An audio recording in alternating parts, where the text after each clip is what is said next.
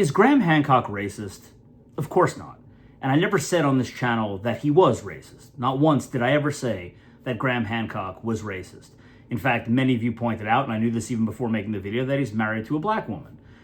But my point still stands. I made a video a couple of weeks ago, and it was titled How Graham Hancock is Rewriting History. And I tried to explain why that's dangerous. And I tied that into my academic study into the slave laws and slave codes that maintained and sustained the antebellum slaveocracy, the slave-holding states that eventually became the Confederate States of America. And I tried to make that make sense to people, and apparently that video went over some people's heads. So I wanted to just make this today to respond to a comment and to clear a few things up and just have a calm, civil chat with many of my viewers here on the importance of studying not just the history of slavery, but slave laws and slave codes themselves, and going directly to the source, directly to the horse's mouths of these jurists of the antebellum South, of the court decisions, the opinion of the justices and judges, to see not only how they created the system of African slavery, but also how they viewed people of African descent. And that is the most destructive and disturbing part of slavery in the antebellum South, is that it was an entirely race-based system.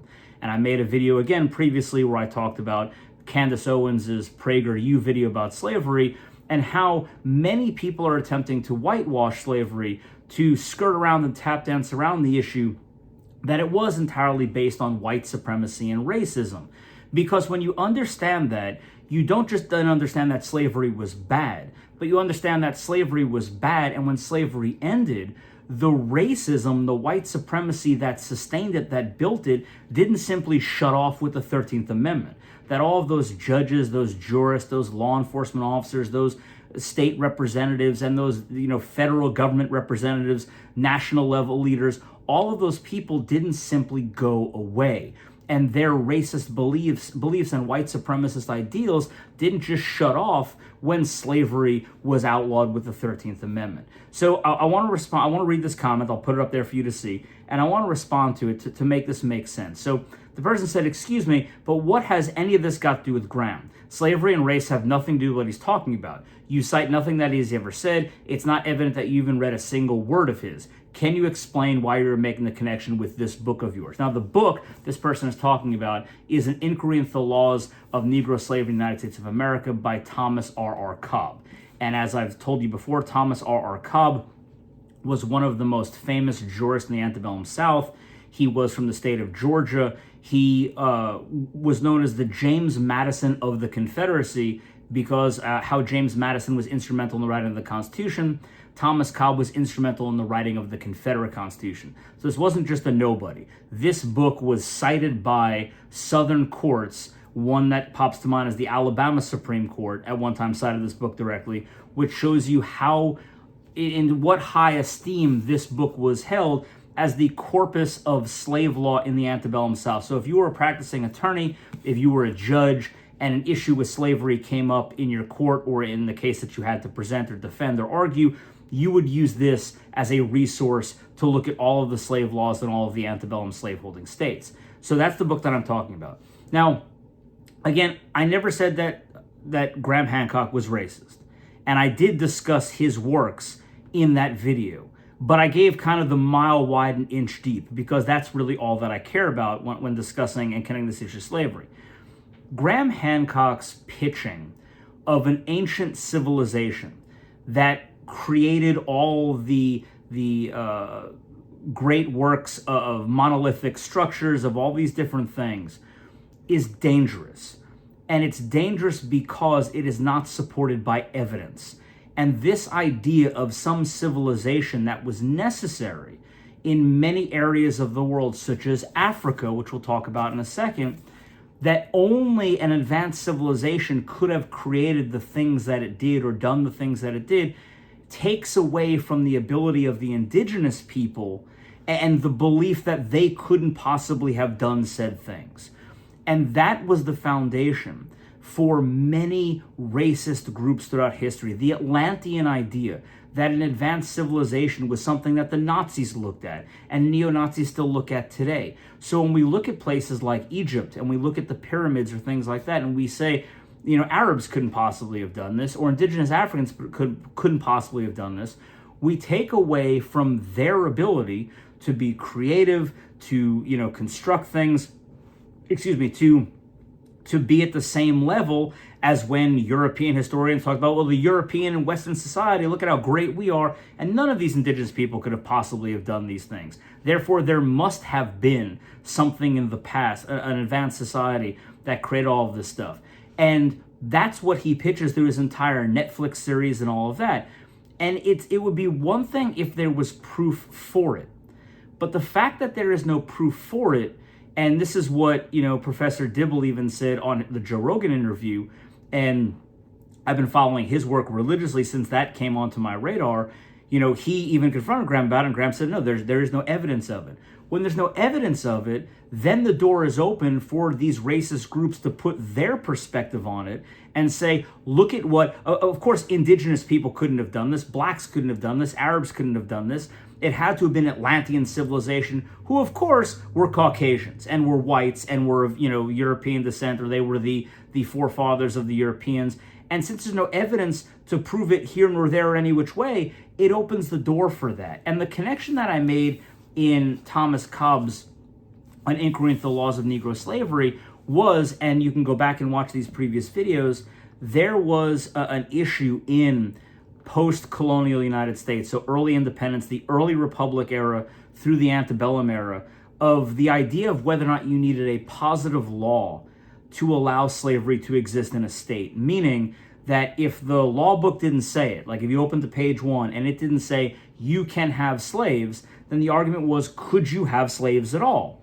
And this came up because prior to independence, there was a case in England, in Great Britain, where a slave was brought to London. He escaped, he was captured, and it went before Lord Mansfield, a habeas case, to see if they could hold him and turn him back over to his master. And Lord Mansfield, the judge, said that no, because slavery is so odious, it goes so against the human condition, that if there is no positive law making slavery legal, slavery cannot exist. So simply by setting foot on England, in London, on this free soil, he was therefore free. Well, now you had this issue in what would become the original states and eventually all the slaveholding states. They had this precedent from Great Britain through common law that said you must have positive law to have slavery. Well, Southern jurists argued that you didn't. They argued that you didn't need positive law because slavery was the natural condition of the African race. And therefore, since it's natural, you don't require positive law to have this natural thing. And one of the things they had to do to justify this was to prove, and this takes up a majority of this book and even court decisions where this is argued, that Africans are inferior to whites, that mentally inferior, they are physically built to work out in the fields in the sun in tropical climates, that they were created by God to be slaves, and that in fact, that since slavery betters their condition, meaning slavery is good for them, therefore it is not only the natural condition for them, it is the right condition for them, and it is almost the white man's burden to put people of Africans and people of African descent in slavery, because it will better them, it will better their condition. And outside of slavery, all Africans are barbarians and uncivilized and cannibals and these horrible people, or sub-people, according to many of these people. And it's not just Thomas R. Cobb. There are hundreds of writings of medical doctors, go watch previous videos I've made, of other attorneys who have said all these things that show that people of African descent were naturally meant to be slaves. And one of the points that Thomas Cobb makes is he looks at Africa, and anything in Africa, such as the pyramids or civilizations that existed, he says this cannot be black Africans. This had to have been either Arabs, which are a sub-level of Caucasians, or whatever the case may be. You can see my point. He takes away and says Africans, black people, could never have created such a thing. Therefore, that just proves that their natural condition was to be in a state of slavery. So I know some people think it's a stretch to make that connection, to connect Graham Hancock's ancient Atlantean missing civilization with slavery, and how it's dangerous because it invokes and it stirs up that motivation among white supremacists to say, yeah, only white civilization could make such a thing, and there must have been a pre-Stone Age Atlantean civilization that created all of these things, that passed this knowledge down, because these indigenous people, these Africans, these Central and South Americans, these Asians could never have done such a thing, because look at them. And that's what you saw with a lot of Graham Hancock's work that happened, where white supremacists were latching onto it. Well, white supremacists in the South latched onto it too. And they clearly said nothing in Africa that was of any value, and I don't want to rehash this in this video, you can go watch the previous one about Graham Hancock, but nothing in Africa that was made of any value was made by blacks. It was made by people of European descent who either migrated in there, had a civilization, or wiped out or disappeared. So that's why I said that Graham Hancock and this belief of a lost civilization with no evidence is dangerous. Not that he's racist, of course he's not. But you don't have to be racist to pitch ideas that unfortunately stir up the racism in others or encourage racism in others. And this is one of those areas where if there was evidence, if there was something behind it, I would say, fine, that's reasonable for us to discuss and see what the civilization was about. Not the racism part's not reasonable, you know what I'm getting. To study into it, to talk about it, to discuss this ancient civilization, but to find out who they were and things like that. But there is no evidence. There's in fact evidence that points against it. So that's why I said it's dangerous that Graham Hancock is rewriting history, and that's how it ties into the white supremacists of the antebellum period writing about the inferiority of Africans and how they were meant to be enslaved. One of the points that they used was to continue to look back and say they never accomplished anything, and anything that is found in Africa is not from them. So that's the connection that I made. That's why I believe it's dangerous. Do I believe Graham Hancock is racist? Of course not.